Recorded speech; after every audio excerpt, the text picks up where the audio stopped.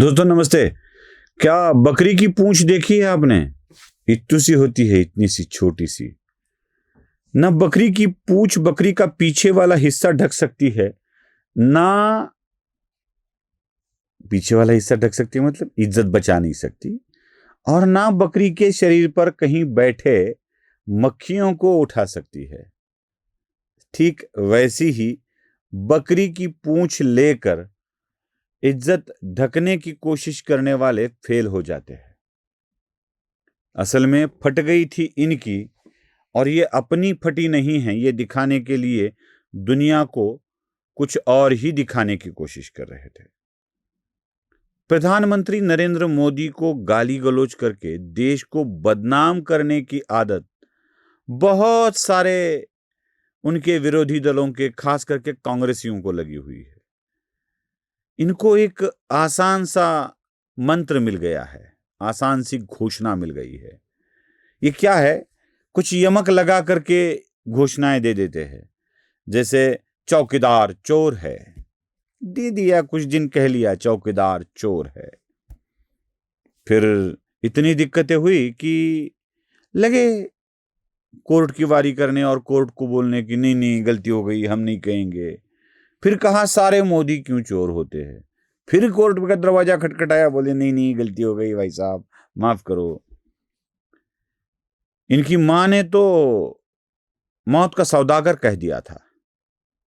अब ये उनके नाम का कुछ अलग ही मतलब निकालकर नरेंद्र सरेंडर कर रहे हैं। उनका नाम नरेंद्र नहीं है ना, नरेंद्र है।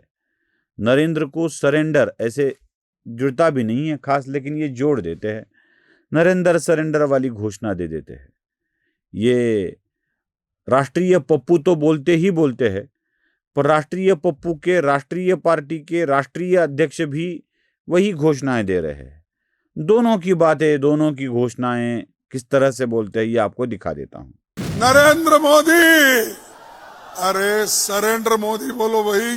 Narendra surrender, Narendra surrender, Narendra surrender. देखा, अब ये नरेंद्र सरेंडर बोलने वालों को मुझे कुछ दिखाना है। फटी पड़ी थी किसकी? ये क्यों बोलते हैं? ये बोलते हैं कि ट्रंप ने मोदी को कह दिया कि युद्ध बंद करो। मोदी ने कहा जी बंद कर देता हूं, और युद्ध बंद हो गया। नरेंद्र मोदी सरेंडर हो गए।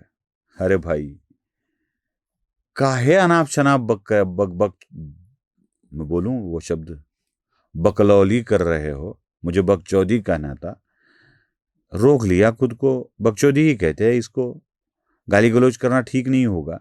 लेकिन ऐसे चमन चूतियों को फिर गाली आ गई। देखो, ऐसे ही हो रहा है कि बाकी कुछ निकलता ही नहीं है मुंह से। एक को बदनाम करने के लिए इतनी हद तक नीचे गिर चुके हो, इतनी बुरी हद तक नीचे गिर चुके हो कि कुछ और समझ में ही नहीं आता है।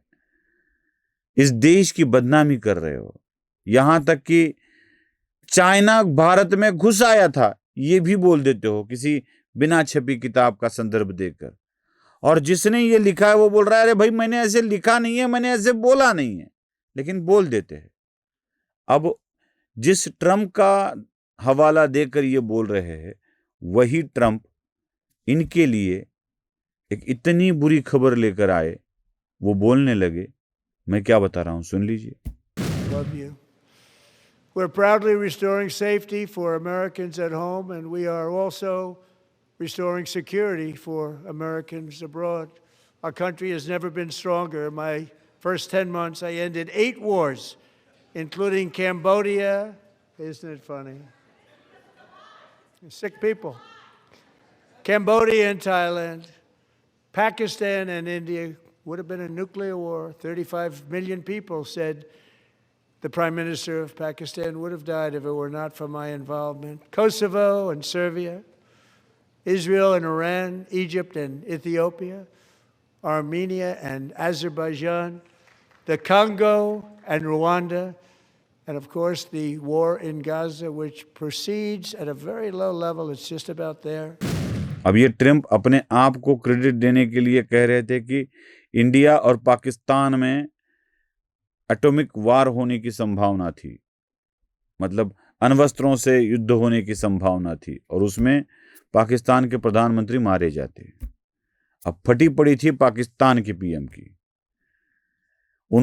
वहां की फटने की टर वाली आवाज इनको यहां पर सुनाई दी। अब इनको लगा कि किसी की तो फटी है, पाकिस्तान के पीएम की फटी है बोलेंगे तो अपने पीएम की बदनामी कहां होगी अपने से, तो बोल दो बस फट गई पीएम की फट गई, पीएम की फट गई, पीएम की फट गई। अरे भाई कौन से पीएम की फट गई, तो बोल दो भारत के प्रधानमंत्री के पीएम की फट गई, भारत के प्रधानमंत्री के पीएम की फट गई। अब ऐसी बकलौली करने वालों को क्या कहा जाता है, चमनचूतिया ही कहेंगे ना। तो यही है ये लोग जिनको समझता ही नहीं है कि इनकी नहीं, ट्रंप ने पीएम की नहीं, ट्रंप ने इन्हीं की फाड़ दी है। सुन लिया राष्ट्रीय पप्पूची क्या होता है असलियत में। नमस्ते। धर्म जागृतीचा विधायक बुरुज NLighter News.